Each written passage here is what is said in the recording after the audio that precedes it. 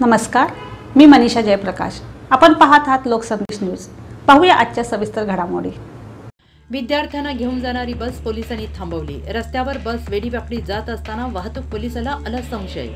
बस चालक मद्यधुंद अवस्थेत चालवित होता बस। बसमध्ये होते 26 विद्यार्थी। उल्हासनगरमधून विरारला जात होती बस। वाहतूक पोलीस सुरेश पाटील यांच्या सतर्कतेमध्ये वाचले 26 विद्यार्थ्यांचे प्राण। खासगी बस चालक दारू पिऊन गाडी चालवत होता। फुटबॉल स्पर्धेसाठी विरारला जात होती बस। माननीय डीसीपी श्री पंकज शिरसाट सर यांच्या आदेशान्वये सध्या ड्रंक अँड ड्राईव्हची मोहीम मोठ्या प्रमाणात राबवण्यात येत आहे।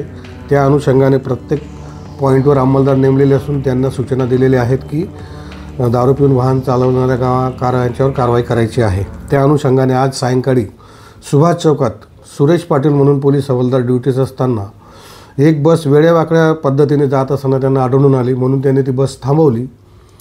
बसच्या ड्रायव्हरला नाव विचारलं असतं, त्याचं तोंडाचं त्याने नाव सांगताना तोंडाचा वास आला त्याचा दारू पिल्याचा, म्हणून बस बाजूला घेतली आणि बसमध्ये जाऊन पाहिले असता बसमध्ये एकूण 26 विद्यार्थी लहान लहान मुलं आहेत, 7, 8, 10 वर्षाची मुलं आहेत। ती मुलं जग्गू अकॅडमी फुटबॉलची अकॅडमी आहे उल्हासनगरला, त्यांच्या मार्फतीने खाजगी वाहनाने ते विरारला चालले होते फुटबॉल खेळण्यासाठी। तर आमच्या हवालदारांनी गाडी बाजूला घेतली। विद्यार्थ्यांना सांगितलं की गाडी पुढे जाणार नाही, तुमचा ड्रायव्हर खूप दारू पिलेला आहे, मोठा अपघात होऊ शकतो, त्याच्यातून मोठी कॅज्युअल्टी होऊ शकते। करिता ती गाडी आम्ही दुर्गाडी चौकीला जमा केलेली आहे।